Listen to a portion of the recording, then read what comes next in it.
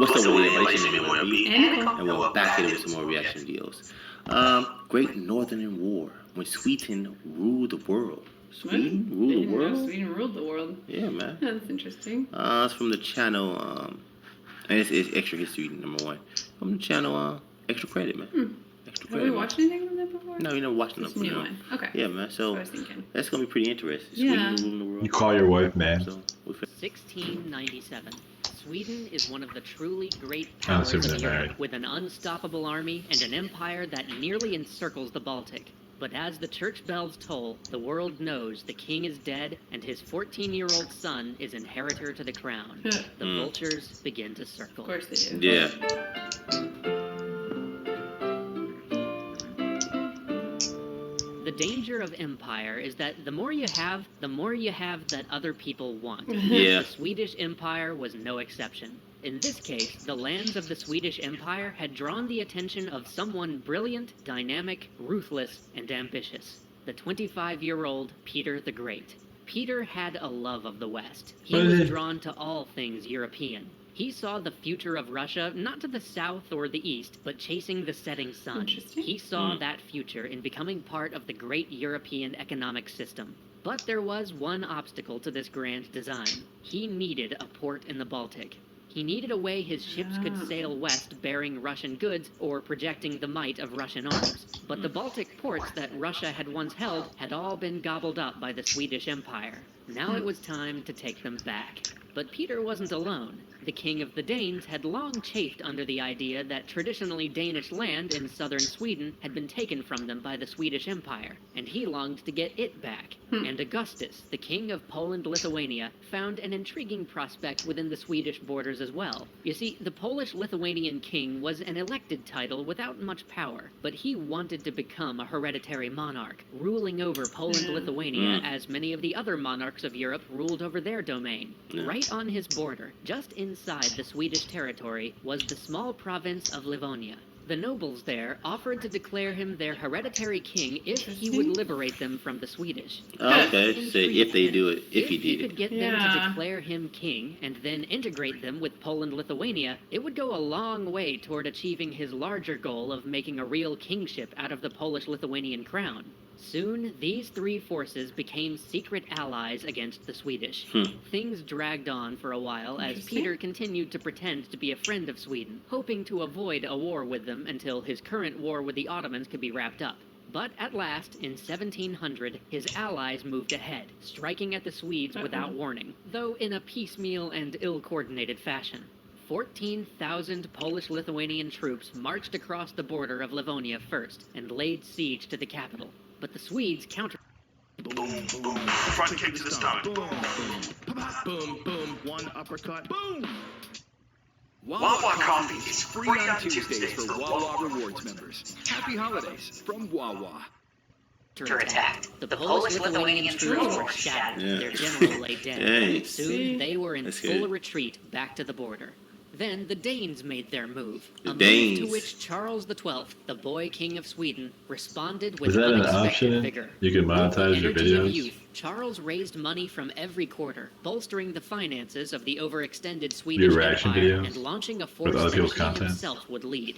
After daring The naval 12-year-old maneuvers kid? and Yeah, What? I think it was the 14. stunned Danish forces capitulated and I thought you left said he the was 12. alliance against the Swedes entirely. Meanwhile, Peter still stood by. It was the perfect time to press the Swedes, and he knew it, but still no word of peace had come from the Ottomans. At last, when the peace was signed with the Ottomans in the hottest days of summer, it was finally Peter's turn to act, and act he did. To support the now reeling Polish-Lithuanian forces, he raised a massive army and marched toward Livonia. His objective was Narva, a major town right on the Russian border. But in this age, with the mud and roads of Russia, an army of that size moved pretty slowly. Yeah. It was November before they reached Narva. In the biting cold, they dug trenches into the frozen ground and prepared for a siege. But their guns did little, and their assaults were swept aside. So a real siege it became, to starve the town out. But once Charles XII had thrashed the Danes, he had wasted no time packing up his little army and moving it east to deal with the invasion of Livonia. Braving autumn storms on the Baltic, he personally led his forces toward the true test of their strength. Many of his counselors argued against this endeavor. After all, even if he got to Livonia, he'd have to march his troops 150 miles across wasted ground in the middle of winter. And if he actually reached Narva, he would be outnumbered at least 4-1. More than that, the Russians he planned to assault were dug in with siege works, defenses they'd been preparing for weeks. But the now 18-year-old Charles was not put off. He was spoiling for a fight. So, with the same boundless energy he applied to everything, he launched his winter campaign. And thus it was that on the 30th of November, the young king assembled his 10,000 men against at least 40,000 Russians. They calmly began to prepare for an assault. The Russians watched this in disbelief. Peter, who was used to a much slower pace of warfare, thought that it was impossible that anyone could attack immediately after completing a march like Charles just had. So he had left the night before to attend business in Russia, leaving in command a subordinate who, in line with Peter's policy of bringing in foreign experts, was a foreigner who barely spoke Russian. The rain began to pour, and yet the Swedish army calmly continued to ready for an assault. The sky, dark, and eyes saw it. During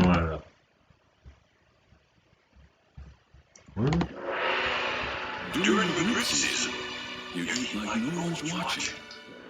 But if they are watching, they're probably jealous. Don't miss the most anticipated sandwich. The McRib is back.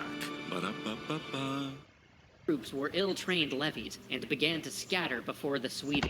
Thousands of Russians were trapped. It was an impossible victory, a crushing blow. But now Charles had another objective. The King of Poland-Lithuania had yet to personally suffer at his hand, and Charles was not a man to let what he considered to be a perfidious treachery go unpunished. So, though Peter greatly feared a Swedish advance into Russia, and began immediately patching together a second force for defense of the motherland, Charles did not pursue Peter's deeply wounded army. Instead, he wintered in Livonia and prepared to bring the fight to the Polish-Lithuanian Commonwealth the following year.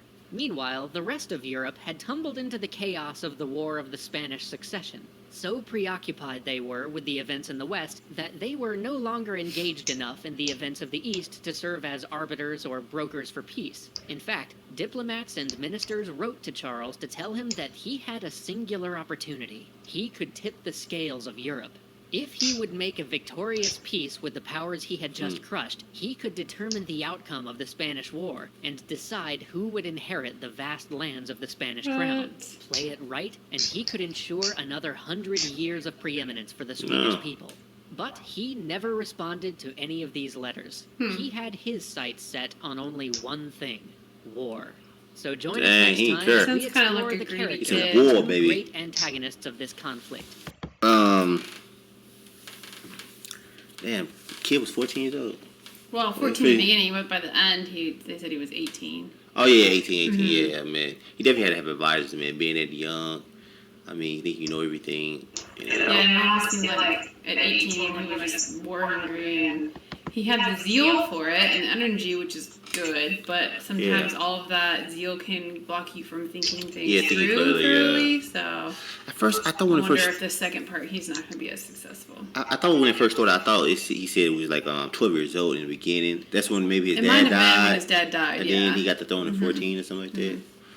Something like that. And I just know at the end, he definitely said, when he went to battle with the Russians, it definitely said he was 18 at that point. Yeah. So, I'm not... That's crazy, man. He said he was going to go to war. He said, man, look, I'm going to fight y'all, man. It was interesting because he didn't even, bite, what the other European countries are saying you can have. Yeah, man. So I'm guessing it's like a multiple series because it's extra credit 1. I'm guessing like a 2, 3, 4. It said,